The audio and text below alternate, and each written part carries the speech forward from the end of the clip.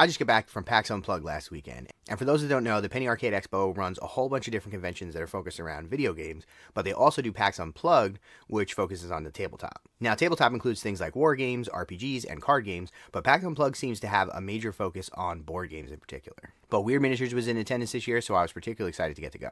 Now, I posted a short on my channel that was a walkthrough of the whole booth, so you can check that out if you want to see it.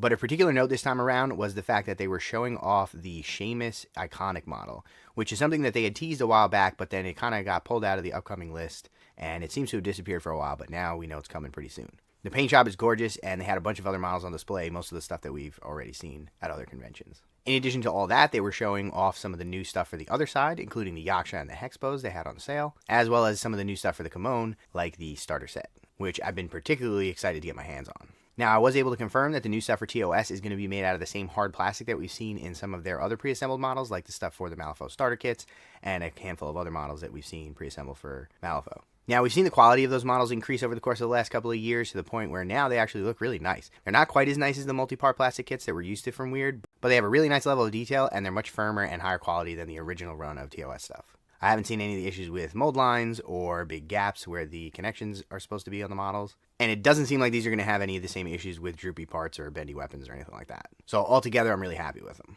They also have these really cool big plushies for the Barely There models, the alt models for the Stitch Together. We've seen these a couple of times in the past, and they seem to be really popular. But on top of all that stuff that we normally expect, they were also showing off Vagrant Song, which is Wyrd's super popular board game that you might be familiar with. We actually have an interview up on the channel with the designer of that game, so you can check that out if you want to know more about it. The game is super popular, and it was flying off the shelves while I was there, so that's really cool. One of the only other wargaming companies there was actually Catalyst, who makes BattleTech, and I got a chance to look around their booth, and I was kind of surprised to see that they didn't have any painted models on display, but they did have some demo tables set up that looked pretty cool, as well as a whole bunch of different products, and as seems to have been a theme for the weekend, they had plushies of big mechs, which was pretty awesome. That game has a whole bunch of lore available for it, and I've just been dipping my toe in it recently, and I'm definitely looking forward to getting a little bit more immersed in BattleTech. It seems like a really cool universe, so stay tuned if you're interested in that. I also got a chance to check out the CreatureCaster booth, and CreatureCaster is a company that does a whole bunch of really nice models that kind of span genres and settings, and they're some of the most interesting looking models that I've ever seen. As far as I know, for all their stuff, you can either buy the physical model, or you can buy STLs and 3D print them yourself. But I also learned that they also do their own war game, which is called Eternal Champions. It's a war game that's kind of ready to play out of the box, and it plays on a hex grid. It looks really interesting, but unfortunately, I didn't get a chance to get back there when there weren't as many people at the booth to get a demo. But it's definitely something I'm going to keep my eye on in the future. Now, as I said before, there's definitely a big focus on board games at the convention, but I did find some other wargaming related stuff that was pretty cool. There was a couple of different booths that were showing off some terrain, and a lot of it was focused more towards RPGs, but it would work equally as well in a wargame. One of those was this company called TinkerTurf, and it looks like they mostly do sci-fi type terrain, and they have these really big, interesting layouts that look like they'd be good for a game like Infinity or maybe 40K. But interestingly, I was talking to one of the guys there, and it looks like they're going to be coming out with some more fantasy-focused stuff, and in particular, they had this graveyard on display, which I think would work really well in a game of Malifaux.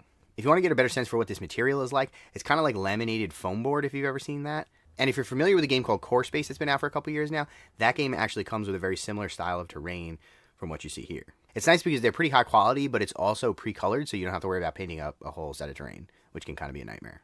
Now, in addition to the vendor hall, which is basically the part of the show floor where all of the companies set up their booths to show off the games that they already make and put on demos as well as sell things, they also have a part of the hall that's dedicated to gaming. And that's where they have a whole bunch of different events going on, including tournaments for different games. Now, there was no Wyrd events there or any other games that I really wanted to play, but I did get a chance to look around at a bunch of really gorgeous Star Wars Legions tables that were set up. Apparently, they were having a big event for Legion, and the tables were really amazing looking. They were all themed to different environments that you might find in Star Wars, and a lot of them featured custom-made, like, wrecked ships, or TIE fighters, or docking areas, and all kinds of cool stuff that you would expect to see in Star Wars. It was all really cool to see, and it kind of made me want to play Star Wars Legion for the first time in, like, 3 or 4 years. Hey, if you're enjoying this video, then don't forget to leave it a like and subscribe to the channel. Also consider sharing it with somebody that you think might find it interesting. There's a whole bunch of important links in the description below, including a link to the merch store where you can buy Defective Dice merchandise, the Discord where you can come hang out with me in the community, as well as the Patreon where you can support the channel directly and get a whole bunch of different benefits, like watching videos without these little interruptions in the middle. But with that, let's get right back to PAX Unplugged. Now, on top of all that, there was another interesting thing that I saw here, which was that they were doing a painting competition.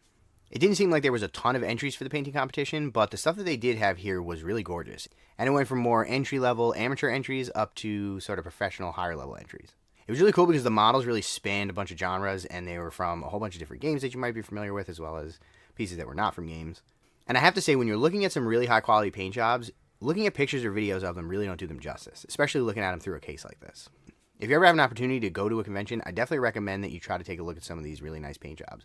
For example, if you go to the Wyrd booth and check out the iconic Archie model in particular, that was painted by Angel Heraldez, and you can watch videos of him painting it on his YouTube channel, and you can look at pictures that I'm posting here, but none of that really does it justice. It's one of those things that you really have to see in person.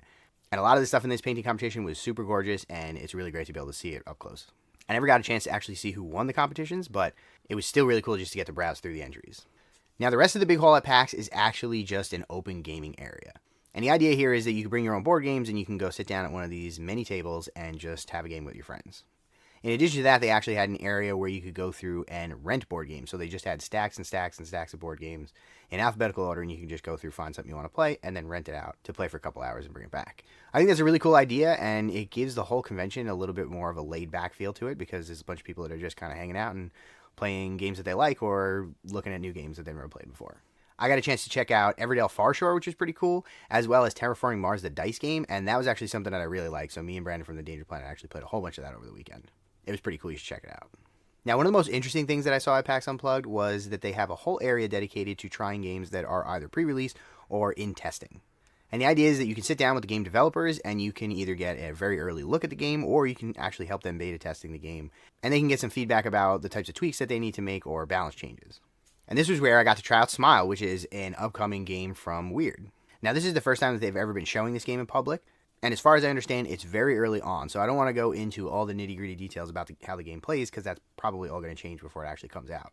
But basically, the way the game works is you have a hand of teeth of various types, which represent your smile, and you go through a series of rounds where you're trying to give away, steal, or trade those teeth for other teeth from other players. But the rub is that you only get to look at your teeth at the beginning of the game, and then they go face down and become a secret. There's mechanics that allow you to look at different teeth, and sometimes they'll get revealed for different reasons, but for the most part, you're trying to remember which teeth are where and what you've traded for from your opponents. Some of the teeth are worth more points than others, and some of the teeth are worth negative points, so you definitely want to get rid of those.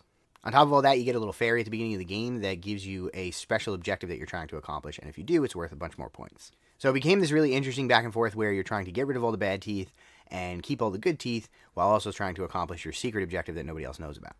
It seems like it'll be a really fun game, and it's definitely something that seems like it's going to be pretty easy to get through in a short amount of time, which is something that I definitely like. I'm also a huge fan of the art. It's really cool looking, and the whole theme of the teeth and the tooth fairies and everything kind of really screams Wyrd to me, and the whole creepy but cute is kind of something that I think Wyrd does really well, so I think that's pretty awesome. So this now moves to here because you scored it. That goes to pass.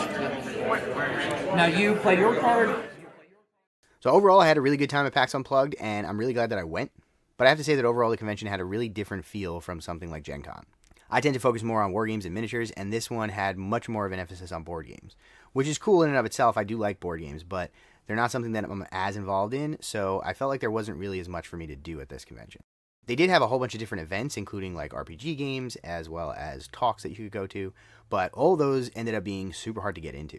The convention was really packed most of the weekend, and a couple of the times we tried to sign up for RPG sessions the second that the tickets went on sale, and they were already sold out, and we couldn't get in. Now, had I known that that was going to happen ahead of time, maybe I would have planned to run my own RPG or something along those lines. If you're someone who's always wanted to go to a convention like this, and you've never had a chance to before, then I would definitely recommend that you actually pull the trigger and go ahead and do it.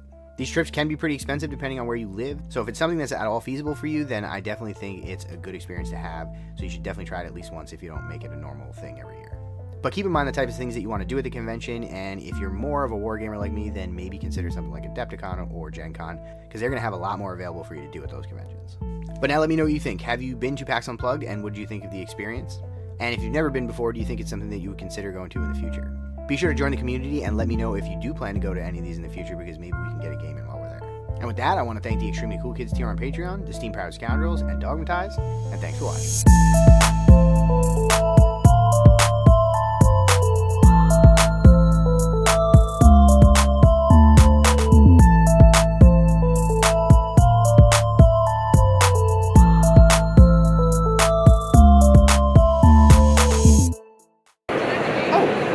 And they're like mostly clothed. I take it back. That one's pretty naked. My camera won't focus. Some of them are Yeah, but like no, Close is clearly. Oh, I didn't. Sorry, I didn't see. it's clearly just moves.